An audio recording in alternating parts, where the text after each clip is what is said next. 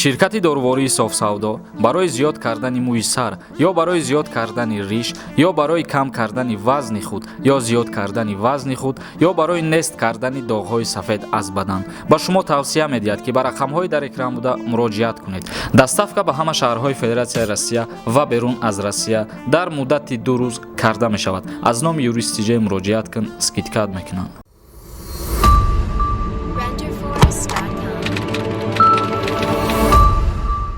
ассалому алайкум ба ҳама тамошобинони барномаҳои Сорбон Сафаров канали Юристи Ҷей. Мавзӯи имрӯзаи мо як мавзӯе ҳаст ки дар ин маврид бисёр саволҳои муҳим ба мо равон мекунанд.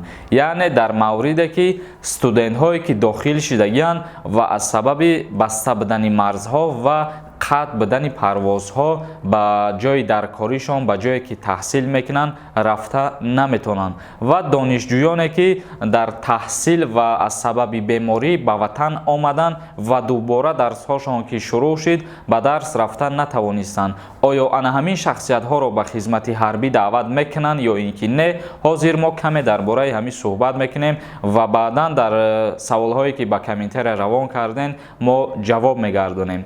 Яъне ки ҳар нафаре ки дар курси якум қарор дорад, яъне ки ҳуҷҷатоша супоридак дохил шуд, аз имтиҳон гузашт, фармони студентиш буромаду бо сабаби баста будани марзҳо вай ба анамун шаҳре ки дохил шудагия рафта наметавонад. оё ин шахсията хизмат мебаранд ё ин ки не? хушбахтона ин нафарон аз хизмати ҳарбӣ озод ҳастанд. лекин ин нафарора боис меояд ки дар ҳамон ҷое ки таҳсил мекунанд, дар ҳамон донишгоҳе ки дохил шудагиянд, бояд аз ҳамонҷа маълумотнома равоншон кунанд. яъне ки маълумотномаи донишҷӯӣ ба ҳар як шахсе ки бо сабаби баста будани марзҳо рафта тонистагӣ нестай, бояд ба номшон равон кунанд ки дар фалон донишгоҳ дар анҳамин курс таҳсил мекуна маълумотнома ба номи фалон одамай ва дар вақте ки агар аблава ура дастгир мекуна бо тариқи ана ҳамон маълумотнома озодуш мекунану ба хизмати ҳарбӣ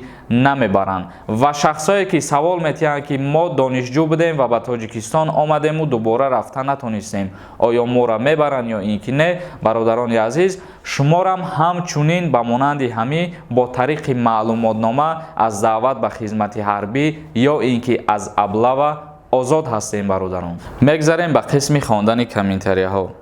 илҳом ғаюров нависай: ассалому алайкум бародар, барои растамошкаи мошинҳо як видео мекардӣ. агар юрист бошӣ, аз Русия ба кадом маблағ ё кадом роҳ? бародарони азиз, чандин нафаро ҳамин савола ба мо пешкаш гардонидагиянд ки оё дар ҳақиқат диплом дорӣ ё ин ки не? бале бародарони азиз, дар донишгоҳи миллии ҷумҳурии Тоҷикистон факултати ҳуқуқшиноси умумӣ 5 сол таҳсил кардагӣ ва маълумоти олӣ дорам. ҷавоб ба саволи худат оиди растамошка.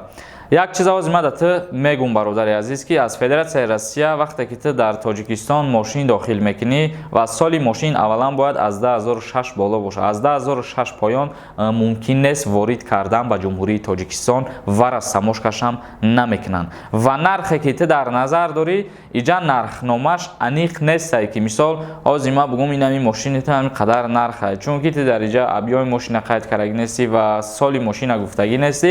ҳамин қадар шама да ту гуфта метавонам ки агар аз Россия ба Тоҷикистон мошин ворид кунӣ, 38% ба нархномаи ҷумҳурии Тоҷикистон ҳисоб мекунанд ва растамошка пулиш ҳамонҷада маълум мешавад. яъне ки шумо ҳар як мошине ки ай кадом давлати набоша ворид ба ҷумҳурии Тоҷикистон кунен, ӯ маркаи мошин дар Тоҷикистон нархномаи худша дорад. агар мисол шумо мошина $10,000 харидорӣ кардагӣ бошед аз дигар давлат, лекин ӯ мошин дар Тоҷикистон алоҳида ба худша нархнома дорад. яъне ки ҷумҳурии Тоҷикистон муқаррар кардагӣ ҳар як тамғаи автомобила нархномаи муайяни худша оиди растамошка кардан. компанияи Султон ва Баха Медиа аз тамоми нуқтаҳои шаҳри Москва ва Московский област ба Тоҷикистон бор меоранд. борҳо ба шаҳри Душанбе, Ёвон, Қурған, Вахш, Турсунзода, умуман ба ҳама нуқтаҳои ҷумҳурии Тоҷикистон оварда мешаванд. рақамҳо дар рӯи экран дар ҳар куҷои москва қарор дошта бошед, занг бизанед меоянд бепул мегиранд боротона. ва нархи 1 кило бортон ба тоҷикистон равон карданаш 50 рубля дар бар мегирад. ва аз тоҷикистон бора аз дасти ки мегирен, рақамҳош дар ҳамиҷа ҳастай. айном юристиҷаи муроҷиат кунен, бортона тезтар мебаранд. қиёмиддин сафаров навистай: барномада гап нест, ин як намуди да психологияи одамоя вайрон карданай. и оиди барномаи мо гуфтаистае ки мо як барнома ташкил кардагием, баҳс яке аз проблемаҳоро гуфтушунид мекунем, яъне ҳаллу фасл мекунем, роҳи ҳалша дар охири барнома мегем. ва бародари азиз, и барнома психологияи одама аввалан ки вайрон намекунад. баръакс, роҳи ҳалша мо дар унавор нишон метиҳем. ва унавори охирон дар бораи номуш ҳамин нависагӣ буд ки зинокоре духтара расид ва ура қапиданд. дар иҷа мо дар бораи и гап задагием ки ду нафара даъват кардагием, яке аз нафаро ҷабрдидай ва яке аз нафаро ҷинояткор дар асосе ки хоҳари ура беобрӯ кардагия. яъне мо ҳар як проблемара, ҳар як чизҳое ки ҳози ба чашмон мебинем, ҳамура ба навор мегирем ва бо тарзи сохта ҳамчун актёр ду нафара дар нақш мемонему, ҳамуро лабозӣ мекунанд, баҳс мекунанд ки чӣ ба ихелӣ кард ва чӣ ба ихе кард. баъд дар охир баҳси ҳамёра ба анамун ҷиноят кардагиш мо роҳи ҳалша мегем ва аз назари қонун мефаҳмонем ки чӣ намуд ҷавобгарӣ дорад. ин барномаро то ҳол одамо хушрӯ дарк кардагӣ нестанд ки мо ба чӣ мақсад кардесем,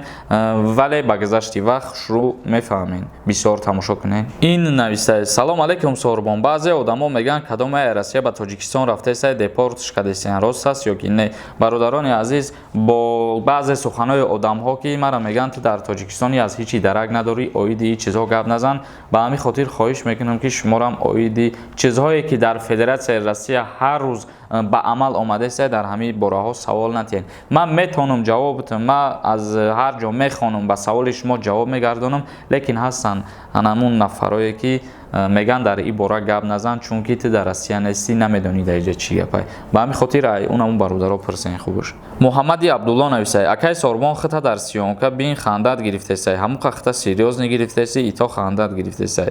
бародари азиз, охир морам ба якимиш ки одаме, мо ягон робот нестем ки мо нахандему, фақат қавоқомон дохтагӣ бошад. Наврӯзов нависай: салом алейкум акай Сорбон, агар насупорем суми патента аннулировать намекунанд ака? ман официални кор намекунам, насупорем, ҳеҷ кор намекунанд, трудовая договор надорем ака, ҳеҷ кор намекунанд, ҷавоб битен.